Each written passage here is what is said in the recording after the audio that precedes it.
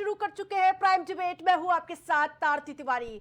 सबसे पहले स्वतंत्रता दिवस की हार्दिक शुभकामनाएं प्राइम टीवी के दर्शकों को।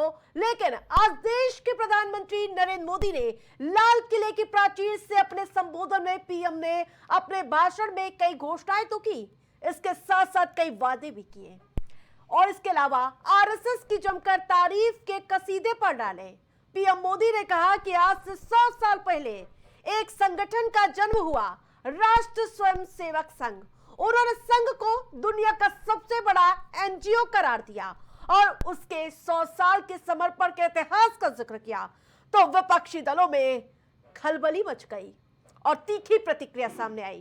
कांग्रेस की ओर से पीएम मोदी का लाल किले की प्राचीर से प्रधानमंत्री का नाम लेना धर्मनिरपेक्ष की भावना का उल्लंघन है और चर्चा ही अगर करनी थी तो आरएसएस की योगदान पर बात कर सकते थे, यह विपक्ष आरोप लगा रहा है। लेकिन चर्चा में चलेंगे उससे पहले आपको वार पलटवार दिखाते हैं।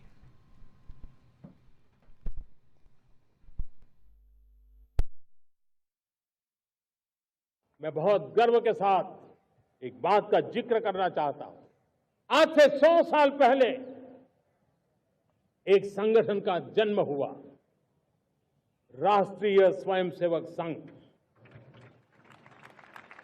100 साल की राष्ट्र की सेवा एक बहुत ही गौरवपूर्ण स्वर्णिम पृष्ठ है।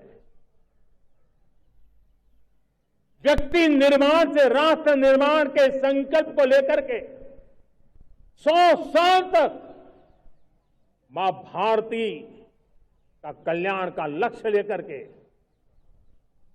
लक्षावधि स्वयंसेवकों ने मातृभूमि के कल्याण के लिए अपना जीवन समर्पित किया है। सेवा, समर्पण, संगठन और अप्रतिम अनुशासन ये जिसकी पहचान रही है, ऐसा राष्ट्रीय स्वयंसेवक संघ दुनिया का ये सबसे बड़ा एनजीओ है। एक प्रकार से 100 साल का उसका समर्पण का इतिहास है। आज लाल किले की प्राचीर से 100 साल की इस राष्ट्र सेवा की यात्रा में योगदान करने वाले सभी स्वयंसेवकों को आदरपूर्वक स्मरण करता हूं और देश गर्व करता है राष्ट्रीय स्वयंसेवक संघ की इस 100 साल की भव्य समर्पित यात्रा को और हमें प्रेरणा देता रहेगा। ये संगी साथी ग्रुप, ये जो ग्रुप है ये संगी साथी और भारतीय जनता पार्टी, मैंने कई बार कहा आपसे और फिर एक बार याद दिलाता हूं कि भारतीय जनता पार्टी का जब गठन हुआ था तो भारतीय जनता पार्टी के पहले जो राष्ट्रीय अध्यक्ष बने थे और भारतीय जनता पार्टी के पहले अधिवेशन में ये तय हुआ था कि उनकी पॉलिटिकल पार्टी की विचारधारा सोशलिस्ट होगी, सेकुलर होगी। ये आज फिर सोचना इनको, और ये जो 100 साल पूरे हुए हैं इनको अंग्रेजों को बधाई देनी चाहिए, क्योंकि सुनने में आता है और कुछ इतिहासकार ये लिखते हैं कि कुछ संगठन अंग्रेजों ने बनाए थे जिससे भारत को धर्म के आधार पर विभाजित किया जा सके, हिंदू और मुसलमान की खाई पैदा की जा सके। इसलिए संगी साथियों को भी अपनी पहली विचारधारा जो थी समाजवादी और सेकुलर, उसको याद रख करके देश को और आगे बढ़ाना चाहिए। 12 वर्षों से जब कभी, जो कि देश के प्रधानमंत्री हमारे हैं, चुनाव के बाद विपक्ष का कोई अलग से प्रधानमंत्री नहीं होता। एक विशाल हृदय प्रधानमंत्री को हम ढूंढने में हर साल नाकामयाब होते हैं। आज के भाषण को आप सुनिए, इतिहास के तथ्यों को तोड़ मरोड़ के पेश करना, इस देश की बुनियाद को नकार देना, पहले कुछ नहीं, पहले शून्य, सन्नाटा, अंधेरा, अब रोशनी। कौन सी रोशनी भाई? बुनियाद के बगैर, नींव के बगैर कुछ हासिल कर लेंगे आप? किसको खारिज कर रहे हैं? भारत को खारिज कर रहे हैं, हिंदुस्तान को खारिज कर रहे हैं। डॉग विजिल पॉलिटिक्स की जुबान से पूरा का पूरा भाषण। मतलब चुनाव में अगर आप ऐसा बोलते हैं तब भी अच्छा नहीं लगता, लेकिन लाल किले की प्राचीर से जब आप इस तरह की चीजें कहते हैं जिसमें असत्य काफी मात्रा, प्रचुर मात्रा में होता है, जिसमें इतिहास को विकृत ढंग से प्रस्तुत किया जाता है, जिसमें नफरत और बेमनस्सता को लेजिटिमाइज किया जाता है। और मैं समझता हूं कि प्रधानमंत्री जी उसके बाद अगर चाहेंगे कि सबके प्रधानमंत्री हो तो दिक्कत होगी। ट्रिस्ट विद डेस्टिनी से आज हम कहां पहुंच गए हैं। प्रधानमंत्री जी, ये आपके लिए भी स्वमूल्यांकन का वक्त। एक बहुत स्पष्ट बात है। आरएसएस के संदर्भ में दो व्यूज हैं इस मुल्क में, एक हमारा व्यू है और एक मोदी जी का और उनके साथियों का व्यू है। हमारा व्यू और उनके व्यू में बहुत बड़ा अंतर है और ये एक बहुत बड़ा विषय है हमारे देश के डिस्कोर्स में, हमारे देश के संवाद में। ये एक बहुत बड़ा विषय है। इसलिए मैं ये मानता हूं कि जहां पर इतना अंतर है लोगों के बीच में, उसको आज राष्ट्रीय पर्व, एकता पर्व के दिन पर उस विषय को नहीं छेड़ना चाहिए। अब उन्होंने छेड़ा है, मैं उसको आगे नहीं बढ़ाना चाहता। किस प्रकार से 12वां संबोधन था प्रधानमंत्री नरेंद्र मोदी का, कई दावे किए गए, बड़े वादे किए गए, दीपावली में बड़े सौगात के दावे वादे किए गए, लेकिन उन सबके बीच आप तस्वीर देख पा रहे होंगे कि किस प्रकार से 2014 से लेकर 2025 चल रहा है। प्रधानमंत्री मोदी 12वीं बार लाल किले की प्राचीर से संबोधित करते हुए नजर आ रहे थे। लेकिन आप सलमान खुर्शीद, कांग्रेस के वरिष्ठ नेता को सुन रहे थे। उन्होंने कहा कि पीएम मोदी द्वारा लाल किले से आरएसएस की सराहना किए जाने पर बहुत स्पष्ट बात है, आरएसएस के संदर्भ में इस देश में दो विचार है, एक हमारा नजरिया है और एक मोदी जी का और उनके साथियों का। दोनों में बहुत डिफरेंट है, जो दोनों की विचारधारा है उसमें बहुत अंतर है। ये बहुत बड़ा विषय है, इसलिए मैं मानता हूं कि जब लोगों के बीच से लेकर इतना अंतर है तो राष्ट्रीय एकता पर्व के दिन इसे नहीं छेड़ना चाहिए। ये कांग्रेस पार्टी लगातार आलोचना करती हुई नजर आ रही है। और इसके अलावा सबसे ज्यादा तीखी मिर्ची तो असदुद्दीन ओवैसी को लगी। उन्होंने कहा ट्वीट करते हुए, स्वतंत्रता दिवस की स्पीच पे आरएसएस की तारीफ करना स्वतंत्रता संग्राम का अपमान है। आरएसएस और उसके वैचारिक सहयोगियों यानी कि ब्रिटिश में पैदल सैनिक के रूप में काम करते हैं। उन्होंने कभी स्वतंत्रता की लड़ाई में हिस्सा ही नहीं लिया। वो गांधी से उतनी नफरत करते थे जितना कभी उन्होंने ब्रिटिशों का विरोध नहीं किया हो। और इसके अलावा आपको बताते चले कि प्रधानमंत्री नरेंद्र मोदी ने 100 साल पहले एक संगठन का जन्म हुआ था। इस बात को लेकर सियासी गतिविधियां अब तेज हो चुकी है।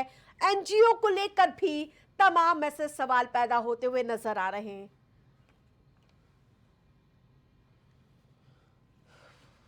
तो बताते चले कि जिस प्रकार से प्रधानमंत्री नरेंद्र मोदी द्वारा स्वतंत्रता दिवस के भाषण पर आरएसएस की प्रशंसा करने पर अखिलेश यादव को भी आपने सुना, वो भी कहते हुए नजर आ रहे हैं कि बातों से स्वदेशी लेकिन दिल से विदेशी हैं ये लोग। लखनऊ में पत्रकारों से बातचीत कर रहे थे अखिलेश यादव। इस दौरान उन्होंने कहा कि भारतीय जनता पार्टी के पहले अधिवेशन में यह निर्णय लिया गया था कि वे धर्मनिरपेक्ष और इसके अलावा समाजवादी मार्ग पर चलेंगे, लेकिन संघ परिवार के लोगों का मार्ग ऐसा नहीं है। उन्होंने कहा ये मुंह से तो स्वदेशी बनते हैं लेकिन मन से विदेशी हैं। तो तस्वीरें आप देख रहे हैं कि किस प्रकार से लगातार प्रधानमंत्री मोदी की 12वां मौका था। प्रधानमंत्री मोदी लाल किले की प्राचीर पर थे। उन्होंने कई बड़े ऐलान किए। इस दौरान कई तरह के दावे वादे किए गए। इस बार लेकिन रोजगार का भी मुद्दा उठाया गया था। सरकार ने पहली बार नौकरी पाने वाले युवाओं के लिए 15,000 की मदद का ऐलान कर दिया था। तो लेकिन क्या विपक्षी दल इसका भी विरोध करेगा, ये भी एक बड़ा सवाल है। लेकिन आरएसएस के 100 साल पूरे होने के मौके पर उनकी तारीफ करना लाल किले की प्राचीर से आखिरकार विपक्षी दलों को क्यों खटक गया है, यह भी बड़ा सवाल है।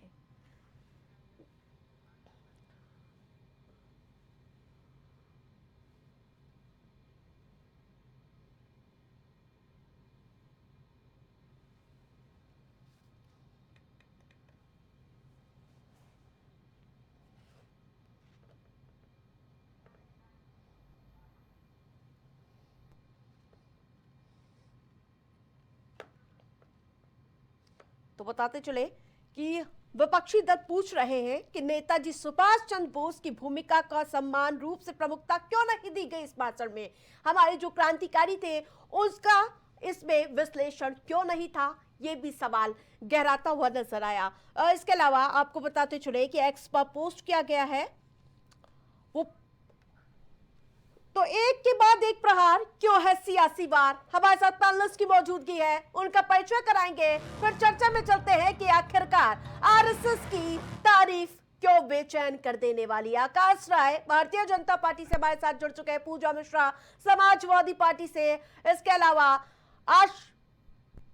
सुशील रत्नाकर राजनीतिक विश्लेषक हमारे साथ जुड़ चुके हैं, जबकि स्टूडियो से विकास अग्रणी जी कांग्रेस पार्टी का नेतृत्व करेंगे। लेकिन सबसे पहला सवाल विकास जी आपसे ही होगा कि आखिरकार आरएसएस की तारीफ करना विपक्षी दलों को क्यों इतना खटक गया। सबसे पहले तो आपके दर्शकों को स्वतंत्रता दिवस की हार्दिक शुभकामनाएं। आरती जी, जो संगठन 3 बार राष्ट्र विरोधी गतिविधियों में बैन किया जा चुका है, जिसने भारत की आज़ादी का स्वागत नहीं किया, जिसने 53 साल लगा दिए तिरंगा स्वीकारने में, जिसके मुख्यालय पर तिरंगा फहराने के लिए आपराधिक मुकदमा हुआ है, अगर इस देश के प्रधानमंत्री उसका लाल किले की प्राचीर से गुणगान करते हैं तो मुझे लगता है कहीं ना कहीं ये जो है सही नहीं है। और दूसरी चीज़ ये है कि जिस तरीके से इस बार जो है सावरकर की फ़ोटो बड़ी कर दी गई, गांधी जी की फ़ोटो छोटी कर दी गई, उनके नीचे कर दिया गया, तो नरेंद्र मोदी जी को और भारतीय जनता पार्टी को, देश को यह भी बताना पड़ेगा कि क्या अब सावरकर गांधी जी से बड़े हो गए हैं? क्या अब मोदी जी हर जगह जहां पर भी जाएंगे, दुनिया के जिस भी मुल्क में जाएंगे, वहां पर सावरकर की प्रतिमा के सामने अपना सर झुकाएंगे?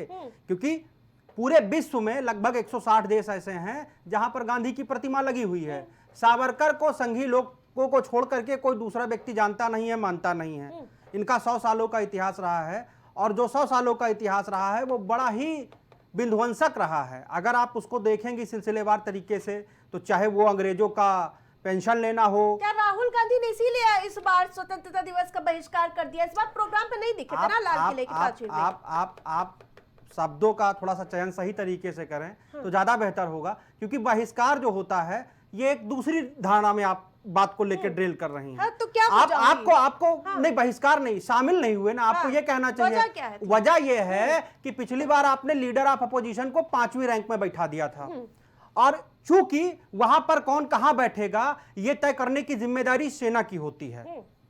सेना यह तय करती है कौन सा व्यक्ति किस जगह पर बैठेगा। राहुल जी को आपने पिछली बार 5वीं रो में बैठा दिया। अब आप अगर लीडर ऑफ अपोजिशन का सम्मान नहीं करेंगे, आप उनको किसी अरे गहरे व्यक्ति के साथ बिठा देंगे, पीछे वाली रो में बिठा देंगे। मैं बहुत जिम्मेदारी के साथ कह रहा हूं, जो पद उनका है, भले ही उस समय परिस्थितियां क्या रही हों, लेकिन जो पद उनका है उसका आपको सम्मान तो करना चाहिए ना। और आप, अभी मेरी पूरी बात खत्म नहीं हुई है आरती जी। जिस तरीके से आरएसएस ने आजादी का विरोध किया, सावरकर ने जिस तरीके से अंग्रेजों के खिलाफ सेना की भर्ती की, द्वितीय विश्व युद्ध के लिए कहा बाकायदा भारत के नौजवानों को कि ब्रिटिश आर्मी में शामिल होइए, ब्रिटिशर्स के लिए लड़ाई लड़िए, ये विरोध है, जो विरोध था आरएसएस का भारत की आजादी को लेकर के। और उसके बाद जो इनका जो जिन्ना के साथ गठजोड़ था, यह भी बहुत ही रक्त रंजित है। आप भी इस चीज को जानती हैं। आरएसएस और बीजेपी के लोग हम पे आरोप लगाते हैं कि देश बंटवारा हुआ, खून खराबा हुआ। कल ये विभाजन विभीषिका दिवस मना रहे थे। अब आप सोचिए कि मारने वाला कौन और काटने वाला कौन, दोनों यही लोग थे, इन्हीं के सहयोगी थे। महासभा और जिन्ना की पार्टी मुस्लिम लीग, दोनों लोग एक ही हैं। इन्होंने सरकार साथ साथ चलाई हैं। और बचाने वाला कौन? कांग्रेस, गांधी जी। दुनिया जानती है, दुनिया जानती है, नौखली के दंगे में गांधी जी नंगे पैर लोगों को रोक रहे थे, लोगों को रोक रहे थे। ये वही संघ है, ये वही भारतीय जनता पार्टी है जो अपनी आइडियोलॉजी इस देश पर थोपना चाहती है, लेकिन इतिहास उनको कतई माफ नहीं करने वाला है, क्योंकि इतिहास जो होता है वो मूल्यांकन करता है और सही तरीके से मूल्यांकन करता है। ठीक है आकाश जी, आज स्वतंत्रता दिवस का मौका था और ऐसे में लाल किले की प्राचीर से आरएसएस का नाम और आरएसएस की तारीफ क्यों जरूरी थी साहब? क्योंकि विपक्ष पूछ रहा है कि स्वतंत्रता संग्राम में आरएसएस की क्या भूमिका थी? आरती जी, सबसे पहले तो आपको और आपके माध्यम से समस्त देशवासियों को स्वतंत्रता दिवस की बहुत सारी शुभकामनाएं। और आज तो मेरे लिए बहुत गौरव का विषय है, क्योंकि मैं खुद एक स्वयंसेवक हूँ, वो भी राष्ट्रीय स्वयंसेवक संघ का प्रशिक्षित स्वयंसेवक हूँ। तो प्रधानमंत्री जी ने आरएसएस की चर्चा अपने भाषण में की, इसके लिए मैं उनको धन्यवाद भी ज्ञापित करता हूँ। और एक बात मैं स्पष्ट रूप से कहना चाहूंगा कि जो लोग हाफिज सईद को हाफिज साहब कहते थे या जाकिर नाइक को जो लोग अपना गुरु मानते होंगे, निश्चित तौर पे उनके पेट में दर्द होगा कि आज प्रधानमंत्री जी ने आरएसएस की तारीफ कैसे अपने भाषण में कर दी। जब ये लोग बात करते हैं आरएसएस की, तो आरएसएस के जो संस्थापक थे डॉक्टर केशव बलराम हेडगेवार जी वो स्वयं पहले कांग्रेस पार्टी से ही जुड़े हुए थे, लेकिन नागपुर में 1922 में एक हिंदू मुस्लिम दंगे होते हैं जिसमें व्यापक रूप से हिंदुओं का नरसंहार किया जाता है, और कांग्रेस पार्टी इसमें किसी भी प्रकार से हिंदुओं के पक्ष में नहीं खड़ी होती है। जब ये अन्याय वो देखते हैं तब वो निर्णय लेते हैं कि इस देश को एक नए संगठन की जरूरत है, वो भी एक ऐसे संगठन की जो सत्ता के लिए काम न करे। राष्ट्रीय स्वयंसेवक संघ कोई ऐसा संगठन नहीं है जो राजनीति करता हो, वो एक सामाजिक संगठन है, सांस्कृतिक संगठन है। और आरएसएस के मुझे लगता है कि इस देश में सैकड़ों आनुशांसिक संगठन होंगे जो अनेक प्रकार से लेकिन सवाल तो यही है ना, लाल किले से भीमराव अम्बेडकर का क्यों नहीं जिक्र हुआ, भगत सिंह का नाम नहीं लिया, नेताजी सुभाष चंद्र बोस का नाम क्यों नहीं लिया गया, ये भी तो सवाल है ना। नहीं, फिर तो ये कई लोग ये भी किसको खुश करने वाला था ये भाषण? आरती जी, प्रधानमंत्री जी का ये 12वां भाषण था, और उन्होंने लाल किले की प्राचीर से जब भी भाषण दिया है तो जिन महानायकों का जिक्र आपने किया है हमेशा उनका जिक्र किया गया है, ये कोई नई बात नहीं है। और ये महानायक इतने बड़े थे कि मुझे लगता है कि उनके जिक्र करने न करने या भाषण में आने या न आने से उनके व्यक्तित्व पे कोई प्रभाव नहीं पड़ता, चाहे वो बाबा साहब भीमराव अंबेडकर जी हो, भगत सिंह जी हो, चंद्रशेखर जी हो। लेकिन मेरा सवाल कांग्रेस पार्टी से कि कांग्रेस पार्टी के लोग भगत सिंह को लेके इनकी क्या धारणा थी उस जमाने में जब ये लोग अंग्रेजों की पिट्ठूगिरी करते थे? क्या ये लोग ब्रिटिश शासनकाल में कांग्रेस पार्टी चुनाव नहीं लड़ती थी? क्या ब्रिटिश शासनकाल में कांग्रेस पार्टी सरकारें नहीं चलाती थी? इनको बताना चाहिए आज देश को। इस प्रकार से झूठ फैला के आप लोगों को बदला नहीं सकते। ये देश जानता है। और आरएसएस जिस प्रकार से देश के, मैं आरती जी 30 सेकंड और लूंगा, आरएसएस जिस प्रकार से देश के विभिन्न कोनों में, विभिन्न समुदायों में, आदिवासियों के लिए, महिलाओं के लिए, नॉर्थ ईस्ट में, साउथ इंडिया में, हर कोने कोने में आरएसएस के लोग अलग अलग तरीके से लोग सेवाएं करने का काम कर रहे हैं। और आज उससे समस्या विपक्ष को हो रही है। और कांग्रेस पार्टी पे तो अखिलेश यादव, ठीक है विकास जी जल्दी से जवाब दे दीजिए, फिर मैं पूजा जी के पास जाती हूं। आकाश राय जी, सीधा जवाब है, सीधा सवाल है। जब आप इतने ही काबिल हैं तो सबसे ज्यादा आदिवासियों का ईसाईकरण क्यों हो रहा है इस देश में? और वो मैं राज्य भी आपको, सुनिए, कम से कम कांग्रेस पार्टी नहीं, आप काम कर रहे हैं, आप काम कर रहे हैं। आपने लंबी फेंकी, आपके लंबी जितने फेंकने के दावे सब हमने देख लिए। का आरोप है, उस आरोप को कांग्रेस पार्टी के एक प्रवक्ता ने स्वीकार भाई स्वतंत्रता दिवस है, उसका भी संयमता बनाए रखिए। ईसाई मशीनरियां, हम तो निरंतर कहते हैं कि ईसाई मशीनरियां निश्चित तौर पे मतांतरण कराने का काम कर रही है देश में, धर्मांतरण कराने का काम ठीक है, कर मैं रही उन है। लोगों को भी जोड़ूंगी। विकास जी आप पहले 10 सेकंड में अपनी जवाब दे दीजिए। मेरा सीधा सवाल यही था कि जो लोग ये बताते हैं कि हम बहुत लंबे काम करते हैं, पहली चीज तो ये नॉर्थ ईस्ट में जा करके वहां पर गौहत्या बंद करवाएं। बाकायदा उसके लिए इनको कानून लेकर के आना चाहिए, आरएसएस को ही कानून लेकर के आना चाहिए कि इस देश में धर्मांतरण मतांतरण नहीं होगा। ईसाई मशीनरियां जिस तरीके से काम कर रही है वो नहीं होना चाहिए। ये इनको करना चाहिए। ये 100 साल का जो ये नाटक फैला रहे हैं, 100 साल का जो ये अपने आप को खुद को बहुत, ऐसे नहीं रुकना होगा अभी, आप दोनों को पूजा जी ठीक है, और लोगों को भी मैं जोड़ लूं। इस देश में लोकतंत्र, आकाश जी रुकना होगा, चुनती है जनता। आप एक साथ जवाब दीजिएगा। अभी पूजा जी से मैं सवाल करूंगी। पूजा जी, प्रधानमंत्री ने आरएसएस की 100 साल की सेवा की सराहना की है, क्या आप सच में मानते हैं कि एक सामाजिक संगठन की तारीफ करना देश हित से हटकर है क्या? पूजा जी आवाज मिल पा रही पूजा जी? संपर्क टूट गया। लेकिन मैं सुशील जी से समझना चाहूंगी कि आखिरकार कोई एक संस्था की तारीफ लाल किले की प्राचीर से कर देना, क्या वो ठीक नहीं है क्या सुशील जी?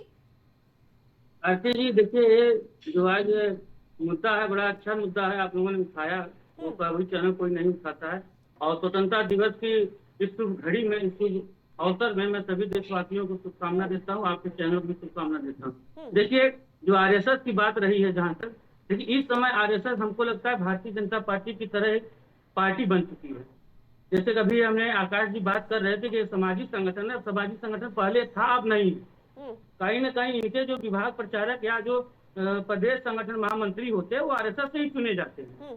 जैसे कि अभी मैं नाम बताऊं तो नाम भी बता सकता हूं, तो आरएसएस अब धीरे धीरे करके एक पार्टी के रूप में बन चुका है। तो जहां मोदी जी ने भी अपनी आरएसएस की प्रशंसा कर रहे हैं, तो राजनीतिक पार्टी के रूप में प्रशंसा कर रहे हैं, क्योंकि आरएसएस की देन है 2014 से इनको प्रधानमंत्री बनाने के लिए। कहीं न कहीं आरएसएस जब सामाजिक संगठन था, उस समय जब था तो था, लेकिन इस समय जितने भी राजनीतिक दल के जितने भी आरएसएस के पदाधिकारी होते हैं वही भागीदारी करते हैं अच्छे अच्छे पद पे भारतीय जनता पार्टी में, चाहे आपके प्रदेश संगठन महामंत्री हो या अनिवार्य है कि वो आरएसएस का ही पदाधिकारी होगा। हित से हटकर है क्या? क्या लाल किले की प्राचीर से अगर आरएसएस की सराहना कर देना देश हित से हटकर है क्या? ये जरूर हटके है। अपनी पार्टी का लाल किला एक देश के लिए प्रधानमंत्री जिस पार्टी की प्रशंसा कर रहे हैं, एक व्यक्ति जो हमारे लोग कुर्बान हो गए, जिनकी शहीद होने पे, जिन्होंने अपने देश को स्वतंत्रता कराने की कुर्बानियां दिया, ऐसे लोगों को जो कुर्बान, उनका नाम लेना चाहिए था। उनको श्रद्धा सुमन अर्पित करने की जरूरत थी। उनके इतिहासों को बताने की जरूरत थी, जिन्होंने देश के लिए बिना स्वार्थ को अपने किसी निजी स्वार्थ से देश के लिए कुर्बानियां दी हैं। इन लोगों के नाम लेने की जरूरत है। बाबा साहब भीमराव अम्बेडकर की जरूरत थी, जिन्होंने संविधान बनाया है। आरएसएस एक राजनीतिक दल के रूप में हो गया है, जैसा कि मैंने बताया है। यदि माननीय प्रधानमंत्री जी इस तरह का शोभनीय हमको नहीं समझ में आता, क्योंकि ज्यादातर देखिए, मैंने बताया, आपको पहले भी बताया, इसका कई नाम भी बता दें कौन कौन इसमें आरएसएस से आके प्रदेश संगठन महामंत्री बना हुआ है। तो कहीं ना कहीं जैसे एक तरह से निर्माण हुआ था 100 साल पहले, राजनीतिक दल की लेने सामाजिक संगठन के रूप में किया गया था, जैसा कि आकाश जी बता रहे थे। लेकिन आज जो परिक्षेत्र में देखा जाए, ये सामाजिक संगठन कम और भारतीय जनता पार्टी की कड़ी बन चुकी है। आगे बात आपकी। पूजा जी आवाज मिल पा रही है? बिल्कुल। पूजा जी संपर्क नहीं हो पा रहा मेरा उनसे, लेकिन जवाब दे दीजिए विकास जी। वो कह रहे हैं, माफ कीजिएगा आकाश जी, वो कह रहे हैं कि बिल्कुल गैर जिम्मेदाराना बयान था। नहीं, सबसे पहले तो मैं इस बात का जवाब दूंगा। उन्होंने कहा कि राष्ट्रीय स्वयंसेवक संघ राजनीतिक दल बन चुका है। पहली बात तो जानकारी करेक्ट कर लेनी चाहिए, राजनीतिक दल नहीं है वो, अभी भी सांस्कृतिक और सामाजिक संगठन है। आरएसएस व्यक्ति निर्माण का काम करता है। अरे समाज के क्षेत्र में काम करे, वो राजनीति करना चाहे, पदाधिकारी राजनीति में भागीदारी कर रहे हैं, तो संगठन में हम पार्टी नहीं मानेंगे तो क्या मानेंगे बताइए? सुन लीजिए, मैं वही बात कह रहा हूँ जो आप सुनना चाहते हैं, सुन लीजिए। मैंने कहा ना कि आरएसएस का काम होता है व्यक्ति निर्माण का। उसके बाद वो व्यक्ति किसी भी संस्था में, किसी भी क्षेत्र में काम करे। हमारे आरएसएस में चिकित्सा से लेके, शिक्षा से लेके, स्वास्थ्य से लेके, राजनीति से लेके, लॉ से लेके, हर एक फील्ड के लोग काम करने वाले हैं, हर एक फील्ड के स्वयंसेवक हैं। जब हमारी शाखाएं लगती है तो उसमें डॉक्टर्स भी आते हैं, उसमें इंजीनियर्स भी आते हैं, उसमें पॉलिटिशियंस भी आते हैं, और बहुत सारे लोग भी जो आना चाहे। वहां पे सबके लिए दरवाजे खुले हुए हैं, वहां पे कोई भेदभाव नहीं होता है। एक बार बाबा साहब डॉक्टर भीमराव अंबेडकर जी आरएसएस के शिविर में गए थे, और उन्होंने बकायदा ये बात लिखी अपने किताब में कि वहां पे कोई भेदभाव नहीं होता है। क्योंकि आप कभी भी आरएसएस के किसी भी व्यक्ति से मिलेंगे तो हम वहां पे जाति की बात नहीं करते, हम जाति वहां से हटा देते हैं। इसलिए आरएसएस के लोगों से जब आप जुड़ेंगे पूजा जी भी जुड़ चुके हैं, उनको भी जोड़ लेते हैं। ठीक है पूजा जी, प्रधानमंत्री ने आरएसएस को दुनिया का सबसे बड़ा सेवा संगठन बताया है, गलत क्या है इसमें? आपको नमस्कार आरती जी, साथी श्रोताओं को भी मेरा नमस्कार, और स्वतंत्रता दिवस की सबको बहुत बहुत बधाइयां। गलत यह है कि आज स्वतंत्रता दिवस था और देश का प्रधानमंत्री लाल किले से झंडा आरोहण करने के बाद में भाषण दे रहा था, कोई राजनीतिक भाषण नहीं था। और आरएसएस ने जो है उस आरएसएस की बात कर रहे हैं कि 1992 में 1920 में पहली बार जो है हेगड़े से नॉन कोऑपरेशन मूवमेंट में बस गए थे और उनको पता चल गया कि नॉन कोऑपरेशन तो हमको करना नहीं है, हमको करना है अंग्रेजों का कोऑपरेशन। उसके बाद जो है 2025 में जब से आरएसएस संगठन बना, वो किसी भी भारत की आजादी की किसी भी लड़ाई में जो है सम्मिलित नहीं हुए। और आरएसएस की इनको तारीफ करने की जरूरत क्यों पड़ी हुई है? माननीय प्रधानमंत्री जी को ये ध्यान रखना चाहिए था कि जब वो लाल किले से संबोधन कर रहे थे ना आरती जी, तब उनको इस बात का ध्यान रखना चाहिए देश के प्रधानमंत्री हैं। 15 अगस्त मनाया ही इसीलिए जाता है कि हम जो हमारे स्वतंत्रता संग्राम के सेनानी थे उनका सम्मान कर सके। आप आरएसएस की वहां तारीफ कर रहे हैं क्योंकि आपको लग रहा है कि आरएसएस के जो प्रमुख हैं मोहन भागवत जी बार बार कह रहे हैं कि 75 साल के बाद में आपको राजनीति से संन्यास ले लेना चाहिए, रिटायरमेंट हो जाना चाहिए। आपको कितना खौफ सता रहा है प्रधानमंत्री सीट की? आपको कितनी लालसा है कि भारत के इतिहास में या भाजपा के इतिहास में पहली बार ऐसा होता है कि प्रधानमंत्री पद से पे रहते हुए कोई जाता है मुख्यालय जाता है आरएसएस के प्रधानमंत्री के पद पे रहते हुए लाल किले से आरएसएस की तारीफ कर रहे हैं। इतना इनको जो प्रधानमंत्री के पद का मोह रखा हुआ है। और आरएसएस की कौन सी आरएसएस की तारीफ कर रहे हैं जो 1948 में बैन हो गया हुआ था, जिसने 52 साल तक अपने जो है हेडक्वार्टर पे तिरंगा झंडा नहीं फहराया। और 3 लोग जब झंडा फहराने के लिए गए वहां पे तो उनके ऊपर एफआईआर किया। और इस संगठन को आप जो है बैठ वहां पे 15 अगस्त के दिन रेड फोर्ट से आप उसकी तारीफ कर रहे तो ये बिल्कुल देश के तिरंगे का जो अपमान कर रहे हैं उसको ही लाल किले के प्राचीर से आप सराहना दे रहे हैं आकाश जी? नहीं, ये बड़ा तो सवाल पूछा गया, फैलाया गया ना। कहाँ से झूठ है भाई? पूरा झूठ फैलाया गया है। कहाँ से झूठ है? एफआईआर दिखा दें, एफआईआर की कॉपी दिखा दें। एफआईआर नहीं हुआ था, एफआईआर की कॉपी दिखा दें। दर्ज है, वो एफआईआर दर्ज है। क्या 1948 में जो है बैन नहीं हुआ था? सरदार पटेल जी ने बैन नहीं किया था। सुन भी लीजिए, ठीक है, बोर्ड से जो है आरएसएस से निकल करके नहीं आया था जिसने, ठीक है, सुन लीजिए जवाब देखिए, ये एफआईआर की कॉपी है तिरंगा फहराने के लिए 3 युवाओं के ऊपर। अरे भाई आप सुनेंगे तब तो। 1948 में आपने कहा, 1975 में और 1992 में 3 बार आपने आरएसएस को बैन किया और तीनों बार बैन हटाया गया। क्यों हटाया गया बैन? 1948 में अगर बैन किया गया उसके बाद क्यों हटाया गया? इसका मतलब कुकिंग तो किया ही था ना आरएसएस ने। वो आरएसएस जो है रेड फोर्ट आरोप लगा देने से वो आरोपी अपराधी नहीं बन जाता है। आपने सरदार पटेल से माफी मांगी थी 1948 में, आप ये कहाँ भूल जाते हैं? देश के जो जवान वीर थे जिन्होंने शहादत दी थी देश की आजादी के लिए, उनको याद करने का था। लाल बहादुर को आप याद कर लेते, आप भगत सिंह को याद कर लेते, आप महात्मा गांधी को याद कर लेते, आप याद कर लेते। अरे भाई संयमता बढ़ाइए, लक्ष्मीबाई को याद कर लेते। कभी याद रहा प्रधानमंत्री का पद जो है हमसे क्यों लेना? बिल्कुल दिक्कत है भाई, नहीं ऐसे नहीं। पूजा जी स्वतंत्रता दिवस है भाई, ऐसे नहीं।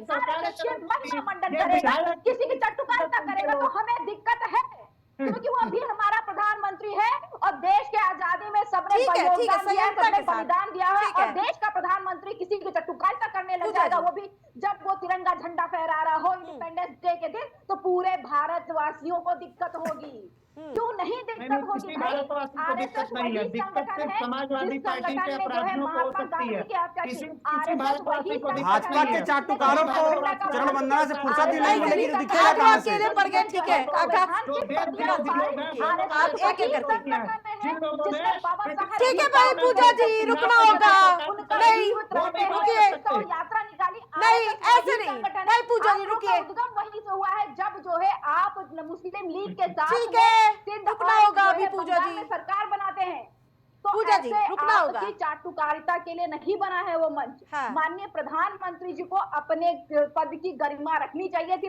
निश्चित तौर पर ठीक है पूजा जी, आपकी बात आ गई, ठीक है रुकना होगा। 75 साल के बाद में आपको आवाज मिल पा रही है क्या मेरी पूजा जी को? चाहिए, ठीक है आकाश जी। नहीं, अंग्रेजों के शासन काल में सरकारें चलाने वाले अंग्रेजों, डोमिनियन स्टेट भी कोई चीज होती है, पढ़ लो, पढ़ लिख करके आया करो, पढ़ो। आप तो मुस्लिम लीग के साथ जो है मुस्लिम लीग के साथ बिरयानी खा रहे थे, उसको भी बता दो। अपने सिंध में और बंगाल में मुस्लिम लीग जिन्ना की मजार पे जाकर के सजदा करके आए हो, उसको भी बता दो। कांग्रेस ने आप जैसी ग्रिड कर तो कब कभी भी नहीं किया हमें। और जो आप दंगे की बात कर रहे थे ना, 1920 में इस वक्त जो है महात्मा गांधी जी ने अनशन किया था। आपको कभी आपत्ति होती है कि उन्होंने ठीक है विकास जी, सरकार ने पहली बार नौकरी और युवाओं की भी तो बात की थी। लाल किले की प्राचीर से 15,000 की मदद देने की योजना बनाई है, क्या इसका भी विरोध करेंगे आप लोग? आरती जी 15 लाख से 15,000 में चले आए। देखिए आरती जी, ठीक है, विकास जी से मेरा सवाल है, प्लीज पूजा जी, विकास जी, क्या इसका भी विरोध होगा? आरती जी 15,000 में आज की डेट में कुछ नहीं होता, कम से कम 30,000 होना चाहिए। युवाओं की तो बात बिल अरे 30,000 दीजिए, 15,000 में कुछ नहीं होता, हम ये कह रहे हैं। नहीं दे पाए उनको 15,000 में भी समस्या हो रही है। अरे 30,000 करो उसको, 5 किलो, ये तो 5 किलो राशन थमाना हो गया। एक पढ़े लिखे व्यक्ति को 15,000, एक पढ़े लिखे व्यक्ति को 15,000, एक जो अकुशल मजदूर होता है, ईंटा गाड़ा करता है, वो 400 से 500 रुपए उसकी दिहाड़ी होती है। जो एक अकुशल मजदूर होता है उसकी भी दिहाड़ी 400-500 रुपए होती है। और एक पढ़ा लिखा जो व्यक्ति होता है उसको ये 15,000 रुपए दे रहे हैं और उस पे जो है ताली पीट रहे हैं। इन लोगों को शर्म नहीं आती। आरती जी, आपको सबसे जो महत्वपूर्ण चीज थी, चर्बी गोला जो स्वयं हो चुके हैं हमारे प्रधानमंत्री जी, जो कुंभ में भी नहाने जाते हैं तो कपड़ा पहन के नहाते हैं ताकि उनकी बॉडी का पार्ट्स ना दिख जाए। आज वो ये भी कह रहे थे कि तेल कम खाओ। अरे भाई, इस देश में 35% बच्चे कुपोषित हैं। ये आपका आंकड़ा है, हमारा आंकड़ा नहीं है। आप कह रहे हो तेल कम खाओ, कम खाओ। अरे आप जैसे खाए अघाए लोग हैं जो इस समय इस देश में मोटापा फैलाए हुए हैं। आम आदमी जैसे था वैसे ही सिकुड़ा हुआ है। लेकिन प्रधानमंत्री जी को कुछ भी बोलना है बोल देते हैं। पीने वाले नेहरू जी के पार्टी के लोग बताएंगे क्या कह रहे हैं? जिनके लिए चार्टर्ड प्लेन से सिगरेट लेने जाती थी, आप लेके जाते थे या वडनगर नंदन के रिलेटिव लाने जाते थे सिगरेट? आप लाने जाते थे या वडनगर नंदन के रिलेटिव लेने जाते थे? ये तो डॉक्यूमेंटेड फैक्ट है। डॉक्यूमेंटेड फैक्ट नहीं, आपका फैलाया आरएसएस का प्रोपेगेंडा है। आरएसएस का फैलाया प्रोपेगेंडा है, ठीक है। तो आपके लोगों ने ये सवाल का जो जवाब है ना, उस पे रहिए। एक और सवाल ला करके क्रिएट ना करिए। आप लोग ऐसे ही छुपते रहते हैं। आरएसएस का इतिहास रहा है पीछे छुप जाना। आरएसएस हमेशा छुप करके वार करता है। आप लोगों ने जो देश के वास्तविक स्वतंत्रता संग्रामी थे, जब उनके साथ कभी खड़े नहीं हुए आप लोग। अरे आप घोषित करो, डंके की चोट पर घोषित करो। सावरकर को बड़ा घोषित करो। हिम्मत है तो करके देखो, हिम्मत है तो गांधी से बड़ा सावरकर को घोषित करके देखो। फोटो लगाने से कुछ नहीं होता। उसी लाल किले की प्राचीर से नरेंद्र मोदी से बयान दिलवाइए। गांधी से छोटे भी नहीं है सावरकर। गांधी के नाखून के बराबर नहीं है सावरकर। 60 रुपए पेंशन पर अंग्रेजों की पल्ले वाले हैं सावरकर। तुम्हारे कहने से, हमारे कहने से नहीं, ऑन द रिकॉर्ड है। उन्होंने यहां तक कहा 60 रुपए की पेंशन उनको मिल रही थी। उन्होंने कलेक्टर को लिखा कि कुछ नहीं होता 60 रुपए में। कलेक्टर ने जवाब दिया कि 53 रुपए मेरी खुद की तनख्वाह है, मैं 60 रुपए तुमको दे रहा हूं, इससे ज्यादा नहीं बढ़वा सकता हूं। ये इतिहास में लिखा हुआ है। उसके देशभक्ति पे सवाल उठाने वाला बिल्कुल सवाल उठा। माफी जो मांगेगा उसकी देशभक्ति पे बार बार सवाल उठेगा। जो व्यक्ति माफी मांगेगा वो इस देश का सच्चा सिपाही नहीं हो सकता है। कांग्रेस पार्टी आरती जी देखिए, डिबेट में लड़ने की जरूरत नहीं है, ठीक है। जो मुद्दे पे बात रखने की जरूरत है और मुद्दे पे बात रखने की जरूरत है। देखिए, स्वतंत्रता दिवस एक पर्व दिवस है हमारे लिए। हमारे देशभक्त जो हमारे शहीद हुए, हमारे वीरों ने जो कुर्बानियां दी है, उस कुर्बानियों पे चर्चा करने की जरूरत है। और हम लोगों को एक संवैधानिक संवैधानिक के रूप में हम लोगों को एक तरह से एक अनुशासित होकर हम लोगों को बात करने की जरूरत है। किसी से लड़ने की जरूरत नहीं है। देखिए, जहाँ तक हमने बताया जो विकास कार्य की बातें हैं, मोदी जी ने कहा कहीं कुछ, देखिए अच्छी बात है, विकास की बातें कर रहे हैं, कहीं अच्छी भी कर रहे हैं, लेकिन जहाँ प्रशंसा के लिए होनी चाहिए था, जहाँ हमने आपसे पहले ही बताया। देखिए, इसमें आरती जी कहीं ना कहीं माननीय प्रधानमंत्री जी हमारे देश के संबोधन कर रहे थे। देश में सभी लोग रहते हैं, देश के सभी जनता का एक तरह से अभिवादन कर रहे हैं और सब जनता के प्रधानमंत्री है, पूरे देश की जनता के प्रधानमंत्री। तो आरएसएस की यदि बात करते हैं तो कभी देशभक्ति में कहीं भी किन्होंने देश की आजादी के लिए कोई लड़ाई नहीं लड़ी है। ये इतिहास है, लिखा हुआ है, कहीं भी आप कहीं भी सर्च कर लीजिए। आरएसएस ने कभी देश के आजादी के लिए कहीं लड़ाई नहीं लड़ी। ये सत्य है, इसमें देखिए जुटलाने वाली बात नहीं है। जहाँ सत्य है, सत्य मैं बोल रहा हूँ, ये ऑन रिकॉर्ड है। अरे भाई, तो वहाँ उस स्वतंत्रता दिवस में जो हमारे देशभक्तों या जो हमारे वीर सपूत है, उनकी चर्चा करने की जरूरत थी। और कोई ऐसी बात नहीं है कि हम लोगों को आपस में, आकाश जी आकाश जी ऑन रिकॉर्ड है, कहीं भी आरएसएस ने देश की आजादी की लड़ाई नहीं लड़ा है। अरे आपके कहने से नहीं हो जाएगा ना रत्नाकर जी। आकाश आप जी, मुझे कांग्रेस लेकिन पार्टी की आप बात प्रधानमंत्री करते मोदी हैं, ने मुझे कई आज 5 नाम दावे बताइए वादे ना, भी किए, जिनको दिवाली में कांग्रेस जीएसटी का पार्टी के तोहफा 5 देने की नेताओं बात का कही नाम है। बता दिया जाए, आकाश जी, सुनिए जिनको मेरी बात। फांसी हुई हो, 2014 से अब तक पाने की सजा सरकारों ने हुई हो। कई रोजगार योजनाएं लॉन्च की है, स्किल इंडिया, स्टार्टअप इंडिया, मुद्रा लोन, उनमें से कितनी पूरी हुई है और कितना पर असर जमीन पर दिखा है? आरती जी, ये लोग आरती जी, स्किल इंडिया का मजाक तो यही कांग्रेस पार्टी और विपक्ष के लोग उड़ाते थे। ये लोग कहते थे अरे ये क्या मजाक है, इनके बड़े बड़े नेता कहते थे अरे ये क्या मजाक है, ये स्किल इंडिया ला रहे हैं, ये कैसे डिजिटल पेमेंट को सरकार संभव तो आपकी कराएंगे। है ना, कांग्रेस के पूछ कर थोड़ी ना चलाइएगा। हमने स्किल इंडिया के नहीं, हमने स्किल इंडिया के तहत, हमने डिजिटल इंडिया के तहत लोगों को ट्रेंड करने का काम किया। हमने लोगों को इस लायक बनाया है कि लोग अपने बूते अपना रोजगार कर रहे हैं, रोज कमा रहे हैं, भारत की अर्थव्यवस्था ग्रोथ कर रही है। आज हम पूरे विश्व में 4थे नंबर की अर्थव्यवस्था बन के उभरे हैं। और एक बात मैं आपको बता दूं, जो ये लोग कहते थे ना कि जब हमारे प्रधानमंत्री जी ने कहा कि डिजिटल इंडिया लाएंगे, हम छोटे छोटे दुकानदारों, छोटे वेंडरों से डिजिटल पेमेंट संभव कराएंगे, ये लोग कहते थे अरे ये तो हो नहीं पाएगा, ये कहाँ ठेले वाला ले पाएगा। आज हमने करके दिखाया है। और सिर्फ केवल मेट्रोपॉलिटन सिटीज में नहीं, हमने गांवों में करके दिखाया है। बिल्कुल पूजा जी, हमने आतंक को आंख दिखाया है। आज लाल किले के प्राचीर से प्रधानमंत्री मोदी ने भी कहा कि अब ये भारत रुकने झुकने वाला नहीं है।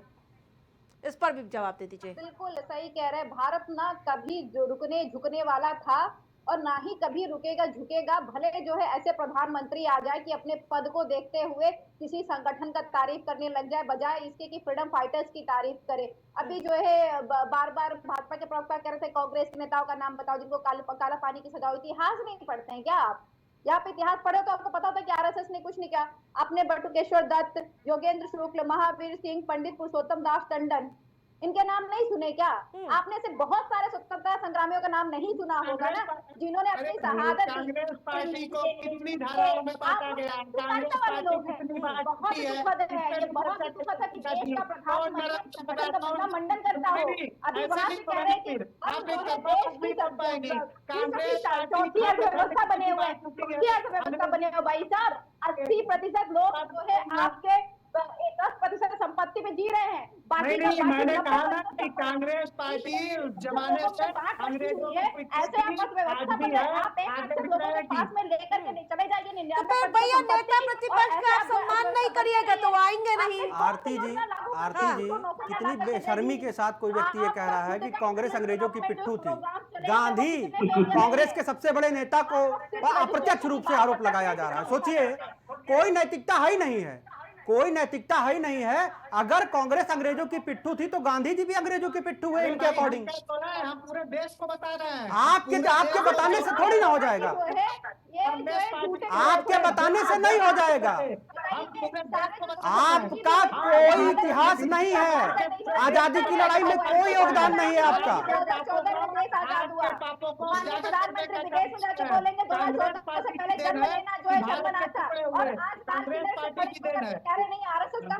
मंडन करेंगे, वहाँ घटना करके नतमस्तक हो जाएंगे क्योंकि हमको प्रधानमंत्री बने रहना, नहीं तो आरएसएस जो 75 साल होते ही हमको भाई ऐसे किसी की आवाज नहीं आएगी एक एक करके। जो है आप मार्गदर्शक मंडल में जाइए। ठीक है सुशील जी, लास्ट कमेंट, समय कम है भाई। ठीक है सुशील जी, प्रधानमंत्री का कर्तव्य नहीं निभा पा ठीक है लास्ट कमेंट सुशील जी। बोलिए आरती जी। इसमें जो कमेंट क्या हमको अनुशासन में रहते डिबेट करने की जरूरत है। अनुशासन में रहते डिबेट करने की जरूरत है। आप दोनों रुकिए, आकाश जी, पूजा जी रुकिए। ठीक है, आप लोगों की बात है। अनुशासन में रहते हम लोग को डिबेट करने की जरूरत है। देखिए, बहुत हल्ला करने से कोई सत्य असत्य सत्य नहीं हो जाएगा, सत्य असत्य नहीं हो जाएगा। ठीक है, हल्ला करने से कोई सत्य असत्य नहीं हो। देखिए क्या है ना आरती जी, आज जो भारत के देश आजाद हुआ हमारा, देश की आजादी के पर्व पे हमने बताया देश की आजादी में जो भी अभियान, जो भी लोग क्रांतिकारी रहे, जिनके बदौलत आज हम स्वतंत्र हैं। जैसे कि इस तरह से कहीं ना कहीं प्रधानमंत्री जी ने जो आपके पहलगाम में जो हुआ था उसके बारे में प्रशंसा की। ऐतिहासिक था, हमारा भारत हमेशा देश है, हमारा भारत बहुत बहुत शक्तिशाली है, शक्तिशाली बन रहा है। जहाँ हमारे जितने भी सेना, थल सेना हो चाहे वायु सेना हो, चाहे हमारी तीनों सेनाएं, हमारी जितनी भी सेनाएं हैं बहुत ही मजबूत होती जा रही है। ये हमारे देश। ठीक है, आप सभी पैनलिस्ट का हमारे साथ जुड़ने के लिए बहुत बहुत धन्यवाद। तो प्रधानमंत्री नरेंद्र मोदी के भाषण ने सियासी गतिविधियां बढ़ा दी है। लाल किले की प्राचीर से जब प्रधानमंत्री मोदी ने आरएसएस का नाम क्या लिया, विपक्षी दल लगातार आक्रामक हो गए। वो लगातार पूछ रहे हैं कि आखिरकार प्रधानमंत्री नरेंद्र मोदी ने किसको खुश करने के लिए ये बयान लाल किले की प्राचीर से दिया। कांग्रेस की ओर से पीएम मोदी का लाल किले से प्राचीर से जो प्रधानमंत्री का नाम लेना आरएसएस का धर्मनिरपेक्ष की भावना का उल्लंघन करार दिया गया। साथ ही आपको बताते चले कि अब लगातार इस पर सियासत होनी तय मानी जा रही है। प्राइम डिबेट में मेरे साथ फिलहाल इतना ही। देखते रहे प्राइम टीवी।